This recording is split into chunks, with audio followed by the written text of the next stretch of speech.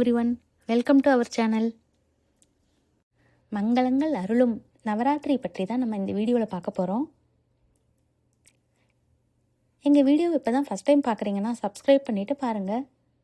ஒரு காலத்தில் வரமுனின்னு ஒரு முனிவர் வாழ்ந்து வந்தார். அவர் வாழ்ந்த காலத்தில் அவரை விட வல்லமை படைத்தவர்கள் யாரும் இல்லைன்னு அவர் நினைத்தார். அதனால் அவர் கர்வத்தோடு வாழ்ந்து வந்தார்.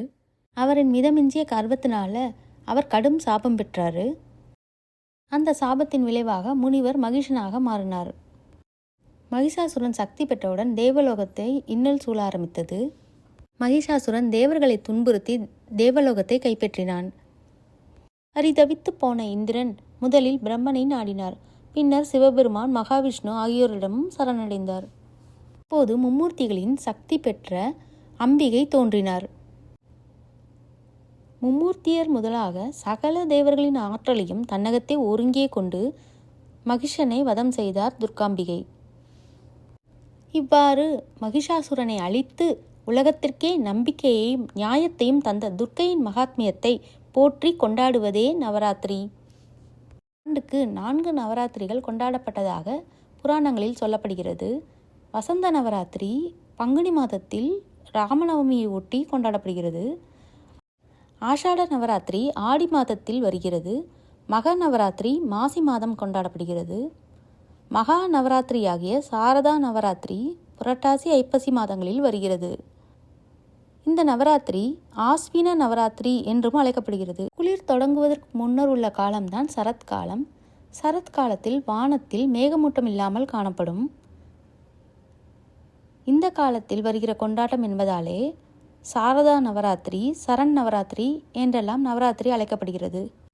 9 நாட்கள் கொண்டாடப்படும் நவராத்திரி விழாவில் ஆதிபராசக்தியை 3 வடிவினலாக்கி ஒவ்வொருவருக்கும் 3 நாட்களை வகுப்பது வழக்கம். முதல் 3 நாட்கள் துர்காதேவி வழிபாட்டு தினங்கள், அடுத்த 3 நாட்கள் மகாலட்சுமியின் வழிபாட்டு தினங்கள், அடுத்த 3 நாட்கள் கலைமகளுக்கான வழிபாட்டு தினங்கள். 9 நாட்களும் முப்பெருந்தேவியரை வழிபட்டு 10ஆம் நாளான விஜயதசமி திருநாளில் அனைத்திலும் ஆதிசக்தியே உறைந்திருக்கிறார் என்று எண்ணி அன்னையை போற்றி வணங்க வேண்டும்.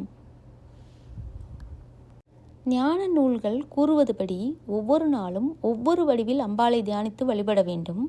முதல் நாள் குமாரி, 2ஆம் நாள் திரிமூர்த்தி, 3ஆம் நாள் கல்யாணி, 4ஆம் நாள் ரோகிணி, 5ஆம் நாள் காளிகா, 6ஆம் நாள் சண்டிகா, 7ஆம் நாள் சாம்பவி, 8ஆம் நாள் துர்கா, 9ஆம் நாள் சுபத்ராவாக அம்பிகையை வழிபட வேண்டும்.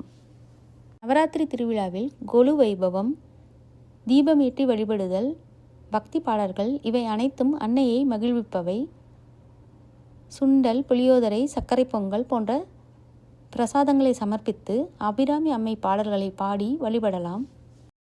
நவராத்திரி தினங்களில் ஆலயங்களுக்கு சென்று அம்பாளை தரிசித்து வணங்குவதாலும் பன்மடங்கு புண்ணியம் பயக்கும்.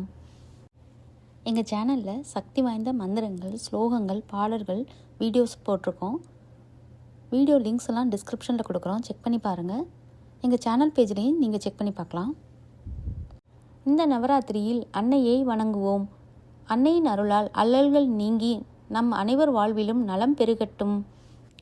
இந்த வீடியோ உங்களுக்கு பிடிச்சிருந்தால் லைக் பண்ணுங்கள், ஷேர் பண்ணுங்கள், சப்ஸ்கிரைப் பண்ணுங்கள். பெல் ஐக்கனை கிளிக் பண்ண மறக்காதீங்க. நெக்ஸ்ட் வீடியோவில் மீட் பண்ணுறேன். தேங்க்யூ.